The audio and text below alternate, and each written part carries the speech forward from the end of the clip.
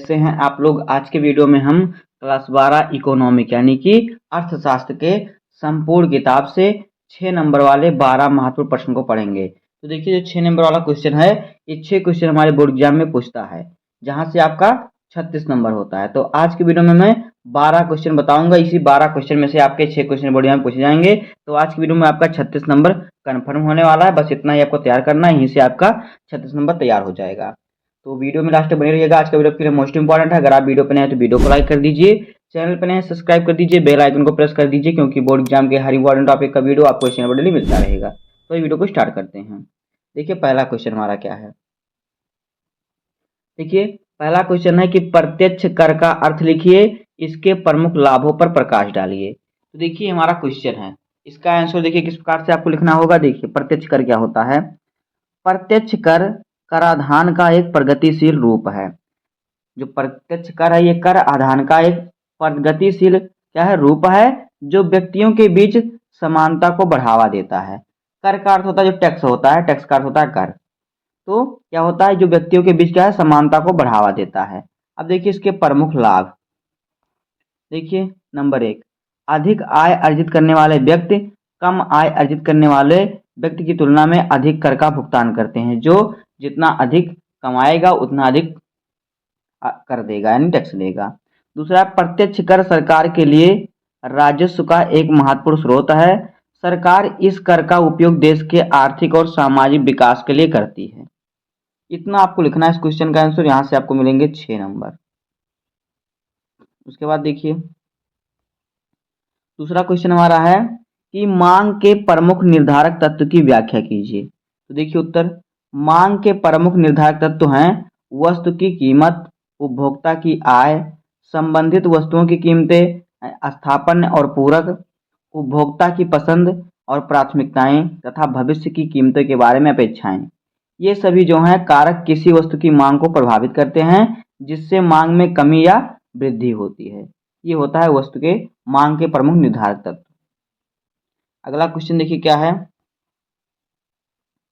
अगला क्वेश्चन है कि भुगतान संतुलन और व्यापार संतुलन में क्या अंतर समझाइए। तो इसका उत्तर देखिए, भुगतान संतुलन और व्यापार संतुलन के बीच मुख्य अंतर है कि व्यापार संतुलन जो होता है केवल एक देश के वस्तुओं और सेवाओं के निर्यात और आयात का रिकॉर्ड होता है। क्या जो जो भुगतान संतुलन होता है, देखिए क्या होता है, व्यापार केवल एक ही देश, देखिए केवल एक ही देश के वस्तुओं सेवाओं की निर्यात या आयात का रिकॉर्ड होता है।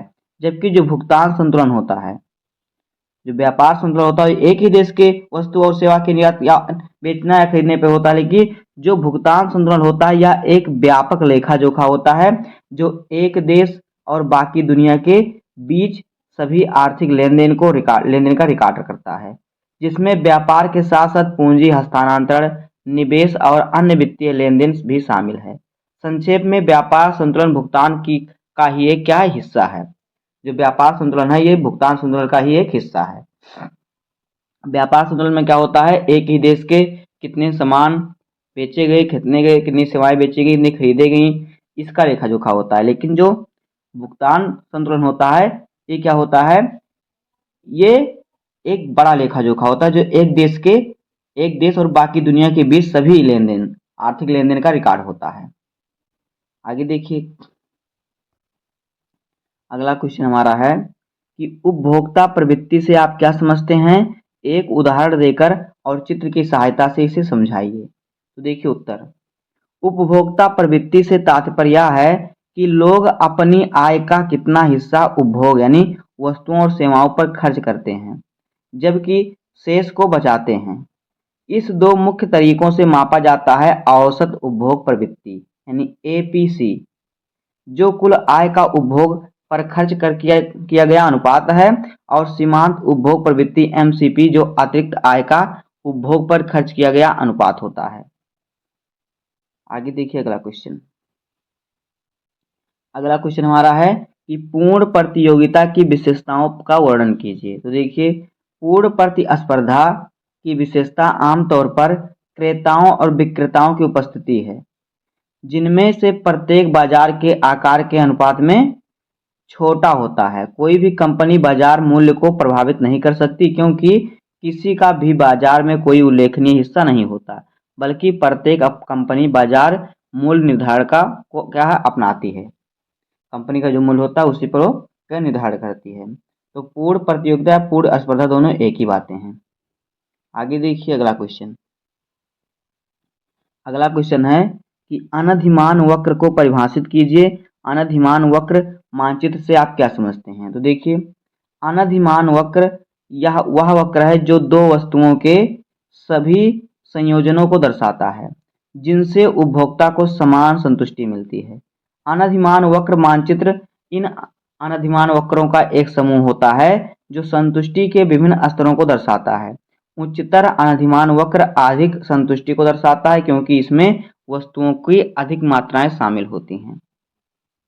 इतना लिखना आपको। उसके बाद देखिए अगला क्वेश्चन है, व्यष्टि तथा समष्टि अर्थशास्त्र में विभेद कीजिए, अंतर बताना है। तो देखिए, व्यष्टि तथा समष्टि अर्थशास्त्र में अंतर। पहला अंतर देखिए, व्यष्टि समष्टि में व्यक्तिगत जो व्यष्टि अर्थशास्त्र होता है इसमें व्यक्तिगत स्तर पर आर्थिक संबंधी अथवा आर्थिक समस्याओं का अध्ययन होता है, जैसे कि व्यक्तिगत फर्म, एक व्यक्तिगत परिवार अथवा एक व्यक्तिगत उपभोक्ता। इसके विपरीत जो समष्टि अर्थशास्त्र होता है उसमें संपूर्ण अर्थव्यवस्था के स्तर पर आर्थिक संबंधी अथवा आर्थिक समस्याओं अथवा आर्थिक मुद्दों का अध्ययन होता है। व्यष्टि अर्थशास्त्र में क्या होता है, जो व्यष्टि अर्थशास्त्र होता है इसमें व्यक्तिगत स्तर पर आर्थिक संबंधित और आर्थिक समस्या का अध्ययन होता है, लेकिन तो जो समष्टि अर्थशास्त्र होता है उसमें क्या होता है, इसमें संपूर्ण अर्थव्यवस्था के स्तर पर आर्थिक संबंधी अथवा आर्थिक समस्या का क्या होता है अध्ययन होता है। दूसरा अंतर देखिए, व्यष्टि अर्थशास्त्र एक व्यक्तिगत फर्म अथवा उद्योग में उत्पादन तथा कीमत के निर्धारण से संबंधित है, जबकि जो समष्टि अर्थशास्त्र है ये संपूर्ण अर्थव्यवस्था में कुल उत्पादन तथा सामान्य कीमत स्तर के निर्धारण से संबंधित होता है। तीसरा अंतर देखिए क्या है, तीसरा अंतर देखिए, जो व्यष्टि अर्थशास्त्र के अर्थशास्त्र होता है उसके अध्ययन की यह धारणा है कि यह समष्टि प्राधल जैसे कि कुल उत्पाद सामान्य कीमत स्तर स्थिर रहता है, लेकिन दूसरी ओर जो समष्टि अर्थशास्त्र के अध्ययन की धारणा क्या है, यह है कि व्यष्टि प्राचल जैसे कि आय तथा संपत्ति विवरण क्या होता है इसमें स्थिर रहता है। इस प्रकार से हो जाएगा व्यष्टि अर्थशास्त्र और समष्टि अर्थशास्त्र में अंतर। अब आगे देखिए 8 नंबर क्वेश्चन है कि मांग वक्र के दाईं ओर खिसकने एवं बाईं ओर खिसकने के कोई 3 कारण बताइए। तो देखिए, मांग वक्र के दाईं ओर खिसकने के 3 कारण। नंबर 1, उपभोक्ता की आय में वृद्धि होना। दूसरा है उपभोक्ता की वस्तु के लिए अधिक रुचि और प्राथमिकता होना। और तीसरा है प्रतिस्थापन वस्तु की कीमत में वृद्धि होना। ये है मांग वक्र का दाईं ओर खिसकने के 3 कारण। अब देखिए मांग वक्र का बाईं ओर खिसकने के 3 कारण देख लेते हैं। देखिए, मांग वक्र का बाईं ओर खिसकने के 3 कारण। नंबर 1, उपभोक्ता की आय में कमी।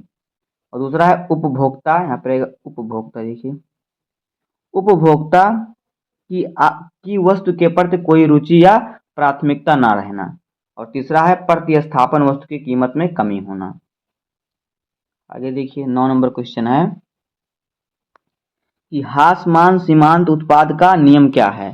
तो देखिए, हासमान सीमांत उत्पाद का नियम वह स्थिति है जिसमें कुल उत्पाद उस समय घटती हुई दर बढ़ती है जब स्थिर कारक या कारकों की निश्चित इकाई के साथ परिवर्तन कारक की अधिक इकाई का प्रयोग किया जाता है।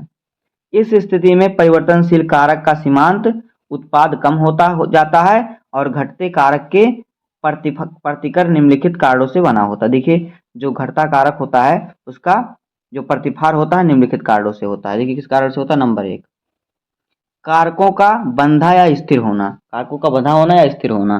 दूसरा है कारक एक दूसरे के अपूर्व प्रतिस्थापक होते हैं। और तीसरा विभिन्न कारकों के बीच कम समन्वयता। आगे देखिए अगला क्वेश्चन हमारा है कि समष्टि अर्थशास्त्र की दृष्टि से अर्थव्यवस्था के 4 प्रमुख क्षेत्र कौन से हैं, उनका वर्णन कीजिए। क्षेत्रों का क्या करना है, वर्णन करना है। तो देखिए यहाँ पे उत्तर इसका क्या होगा, देखिए समष्टि अर्थशास्त्र की दृष्टि से अर्थव्यवस्था के 4 प्रमुख क्षेत्र जो है निम्नलिखित हैं। देखिए नंबर एक है गृहस्थ, परिवार अथवा व्यक्ति जो फर्मों को उत्पादन के साधन उपलब्ध कराते हैं और तथा फर्मों से वस्तुएं और सेवाएं खरीदते हैं। दूसरा है परने अधिक इकाइयां, देखिए जो उत्पादन के साधन द्वारा वस्तुओं एवं सेवाओं का उत्पादन करते हैं। तीसरा है सरकार राज, जो देश में कानून एवं व्यवस्था बनाए रखता है, कर तथा जुर्माना लगाता है, कानून बनाता है तथा देश के निवासियों के कल्याण के लिए कार्य करता है। और देखिए चौथा क्या है, चौथा है कि बाह्य क्षेत्र, इसका तात्पर्य है कि देश के शेष विश्व के साथ आर्थिक लेन देन से है, जो बाह्य क्षेत्र है।